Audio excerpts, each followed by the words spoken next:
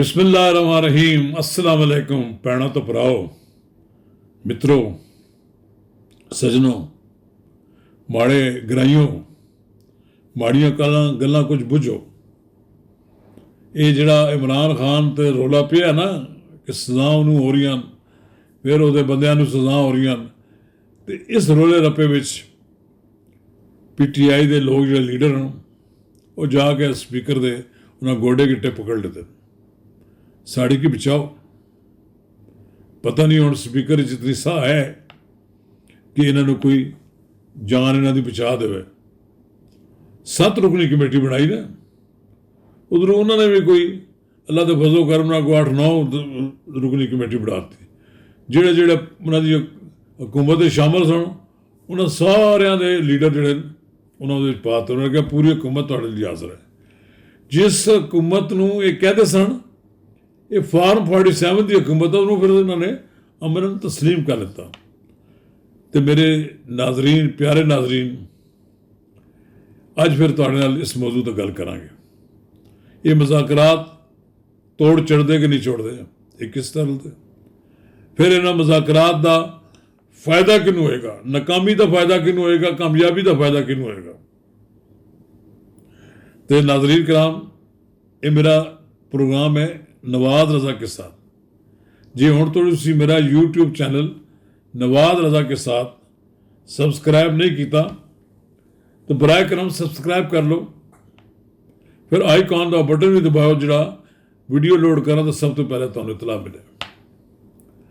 नाज़रीन कराम, साढ़े लोग कहते हैं जी कि बंदे नूं आकड़ तो नहीं दिखानी चाहिए जितनी वो दिखा सके।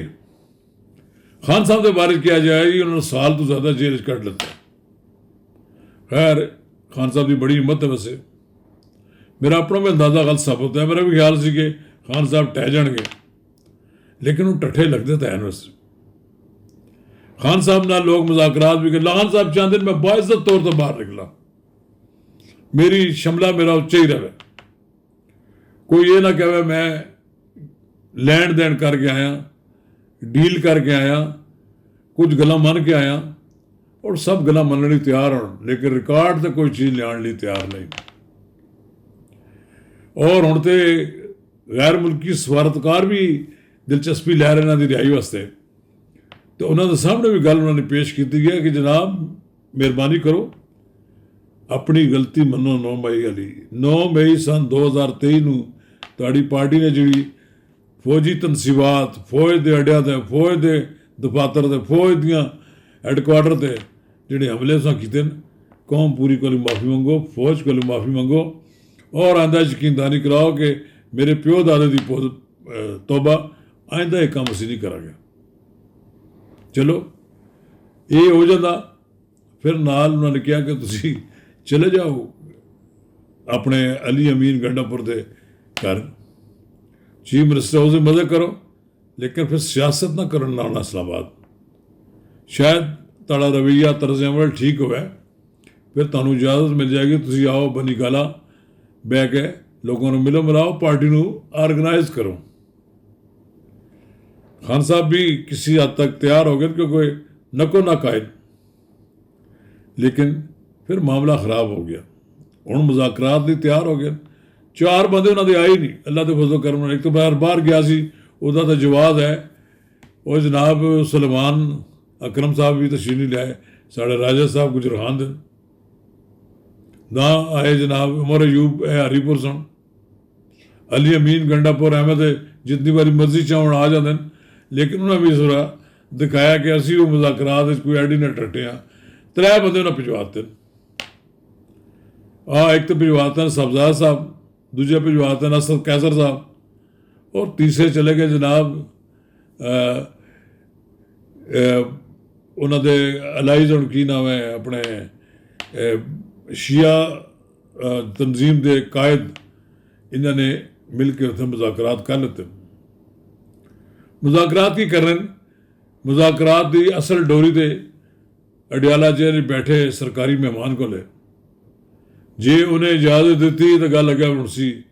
उन्होंने क्या है कि जी तुसीं इंज करो, 2 तारीख को फिर असीं इकट्ठे हो सा।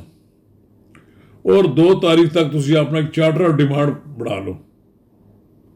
ਅੱਜ ਵਾਲੇ ਦਿਹਾੜੇ ਫੈਸਲਾ ਵੀ ਹੋਣਾ ਸੀ, ਔਰ ਫੈਸਲਾ ਇਹ ਹੋਣਾ ਸੀ ਇਮਰਾਨ ਖਾਨ ਨੂੰ ਟੰਗ ਦਿਓ, लेकिन फैसला उन्होंने पोस्टपोन करता।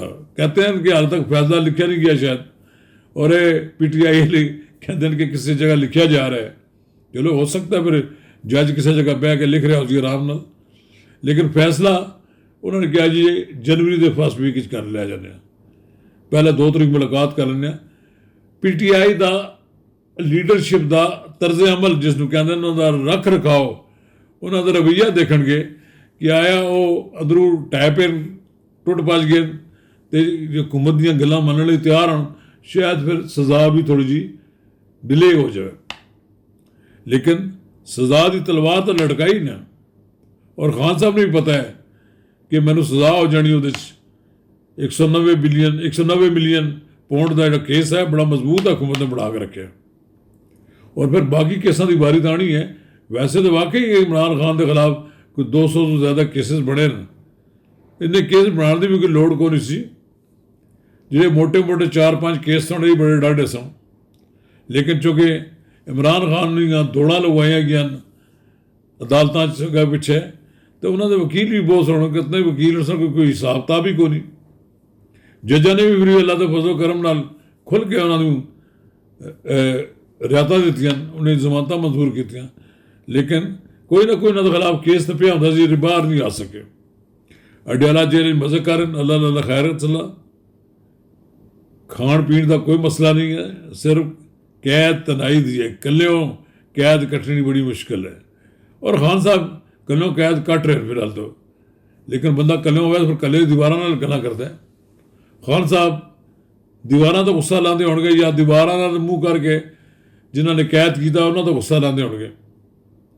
फिलहाल तो खान साहब रज गए बहुत, देखो ना, फिलहाल तो उन्होंने ज़ाहिर है किया मैं 1.5 साल गुजार किया है, मैं बड़ी मेरे विल पावर है। लेकिन ना तो बादशाह खान हो, तो ना ही वली खान हो, तो ना ही आगा शोरश कश्मीरी, और ना ये जनाब ताज महमूद हो, और इस तरह साढ़े बड़े बड़े और लीडर सन जिन्होंने बड़ी बड़ी लंबियां के जेल कट्टियां। तो ये जेल कट्टना कोई आसान नहीं होता। जेल 2 किस्म की जेल होंदियां ने, एक जेल अजियत दी जाती है, मारिया जाता है, कुटिया जाता है, बेइज्जत किया जाता है। ये अंग्रेज़ की कैद लोग रहे, उन्होंने होया सलूक। एक कैद होती है आप तुहानू बड़े आराम नाल रखा, वॉक कर रहे हो, अंदर टहल रहे हो, एक्सरसाइजा कर रहे हो, मुरग देसी मुरग खा रहे हो, रोज़ाना तुहाडी मर्जी का खाना तैयार हो रहा है, और फिर उसनों आके सुबरेट भी चेक करता है ताकि कोई गलत चीज़ ना मिलाती जाए। और बिल्कुल ठीक है, सुबरेट की जिम्मेदारी है कि इमरान खान की सेहत का और उसकी जिंदगी का भी ख्याल रखना। इमरान खान पाकिस्तान का बड़ा लीडर है, लेकिन उस बड़े लीडर का हौसला है, थोड़ी सी दाद देने कि ठीक है गुजारा कर ही रहे, लेकिन गल है कि लड़ाई है, बड़ी डाढ़ी लड़ाई है।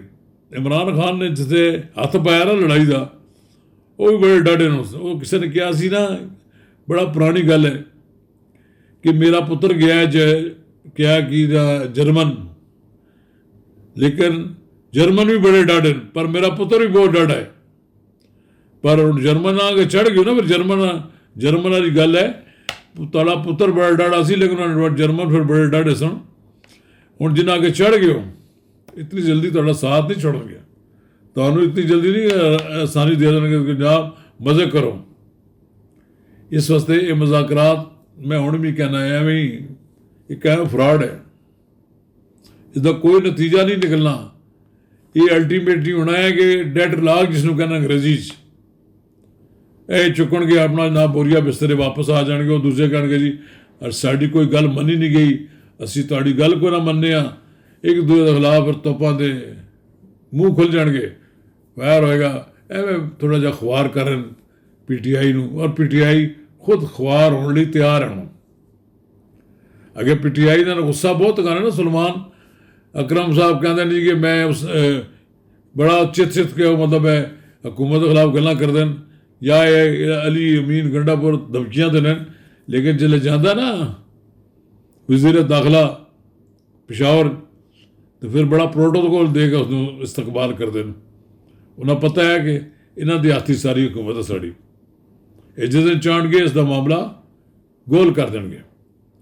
ਤੇ ਚਲੋ ਖਾਨ ਸਾਹਿਬ ਨੂੰ ਵੀ ਅਸੀਂ ਦੇਖਦੇ ਹਾਂ ਕਿ ਕਿਤਨੇ ਦਿਨ ਹੋਰ ਇਹ ਕਹਿੰਦੇ ਨੇ ਅੰਗਰੇਜ਼ੀ 'ਚ ਰੈਜ਼ਿਸਟੈਂਸ, ਲੇਕਿਨ ਪੰਜਾਬੀ 'ਚ ਕਹਿ ਲਓ ਕਿ ਉਹ ਕਿਤਨੇ ਦੇਰ ਤੱਕ ਆਪਣੀ ਤੜਸ਼ ਦੱਸਦੇ ਨੇ, ਆਪਣੇ ਆਪ ਨੂੰ ਸਾਬਤ ਕਰਦੇ ਨੇ ਕਿ ਮੈਂ ਹਕੂਮਤ ਦੇ ਔਰ ਇਸਟੈਬਲਿਸ਼ਮੈਂਟ ਦੇ ਦਬਾਅ ਦੇ ਸਾਹਮਣੇ ਖੜਾ ਹਾਂ। ਅਸੀਂ ਇੰਤਜ਼ਾਰ ਕਰਦੇ ਹਾਂ ਕਾਸ਼ ਕਿ ਇਮਰਾਨ ਖਾਨ ਇਹ ਸਾਰੀਆਂ ਮੁਸੀਬਤਾਂ ਬਰਦਾਸ਼ਤ ਕਰਨ, ਜੇਲ੍ਹ ਰਹਿਣ ਤੇ ਇੱਕ ਵੱਡੇ ਲੀਡਰ ਬਣ ਕੇ ਨਿਕਲਣਗੇ।